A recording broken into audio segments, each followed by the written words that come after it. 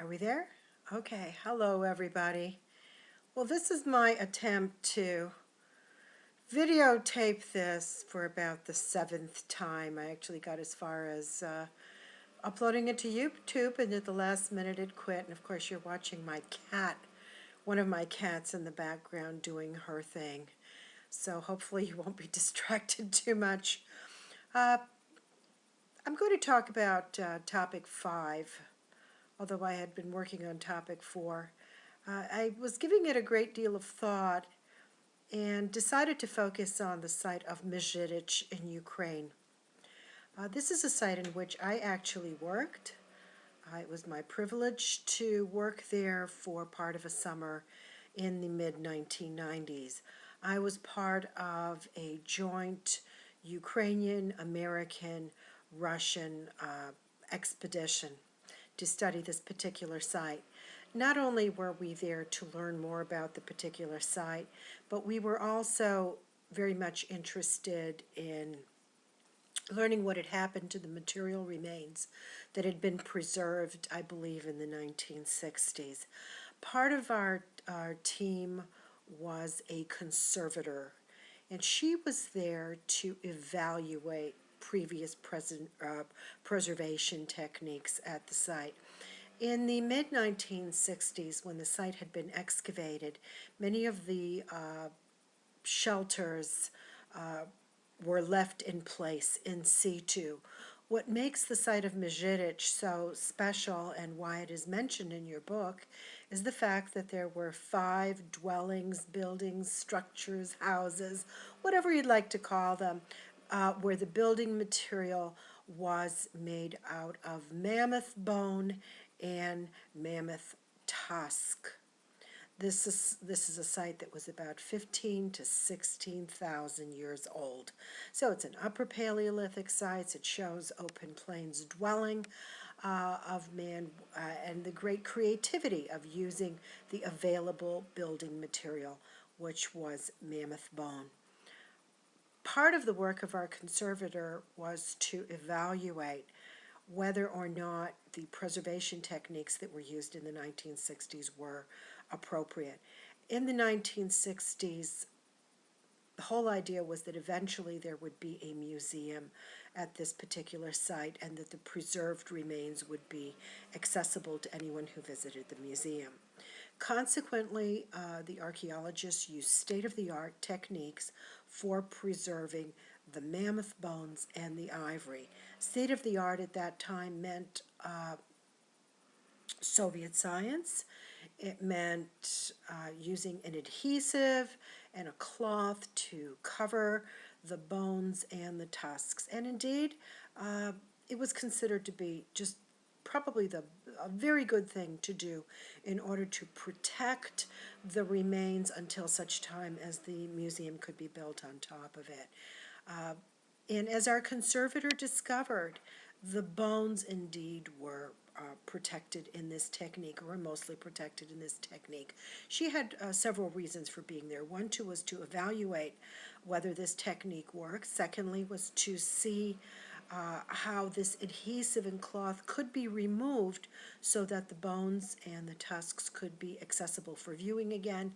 And the third part was to train some of the local college students to actually do the cleaning of the bone, especially since our expedition was only a month long, so that the work could continue when we left. And she discovered that indeed the bone remains were somewhat protected.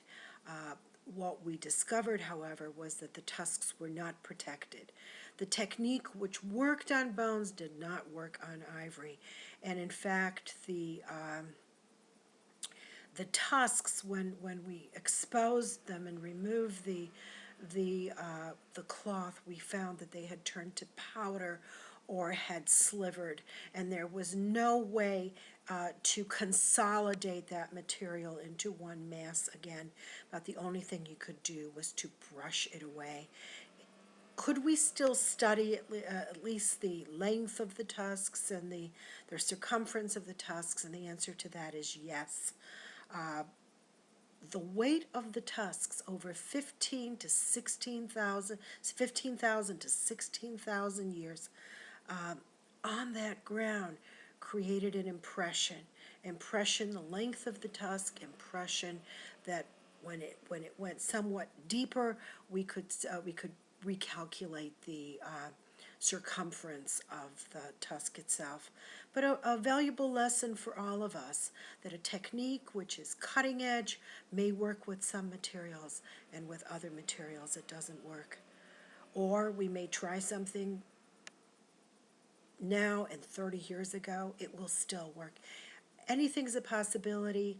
Unfortunately, only time tells us whether our choices were good choices or not. With respect to archaeology and technology, I think it's a very important issue for all of us to consider. Today, we do not excavate a full site. We only excavate a portion of a site. The reason for that is we fully recognize that technology changes, and what we think we know for sure today or 100 years ago may change in the future. Many years ago, or actually not that many years ago, some 40, 50 years ago, we all knew that plant materials decayed. And when they decayed, pretty much that was it. We could not study those plant materials directly. But now we know that even if plant materials decay, they may leave behind a material called phytoliths.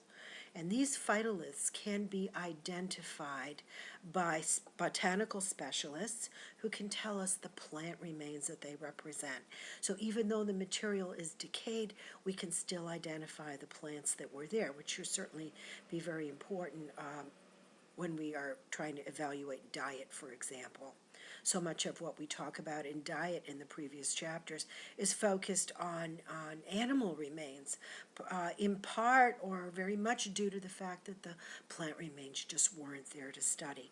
Which brings us to another issue, which is that Fagan is using all available material to make some sense of past history of humanity in the old world. And by available material, he may be discussing sites that were excavated for evidence of the past 100 years ago, and sites that were excavated in the year 2000. And you will have noticed that for the much later sites, or the more contemporary sites, there is a great deal more material that is discussed. There's a great deal more evidence. And the reason for that is in part that we have learned how to extract a maximum amount of evidence, or what we think is a maximum amount of evidence today, whereas 100 years ago or 50 years ago, we were limited in the kind of technology that we would use. And so coming back to why we actually leave portions of sites today, it's so that future archaeologists can apply techniques that we can't even imagine right now to the study of early man, and to discover evidence that we didn't even know is evidence.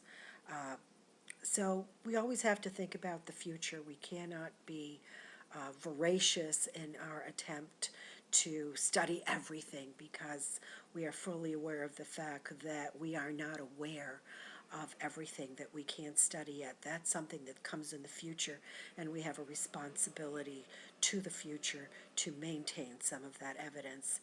Well, hopefully that will work this time. I wish you good class so far, and I'm going to keep my fingers crossed that this time it's the charm, and indeed things will get uploaded to YouTube. Take care, everybody.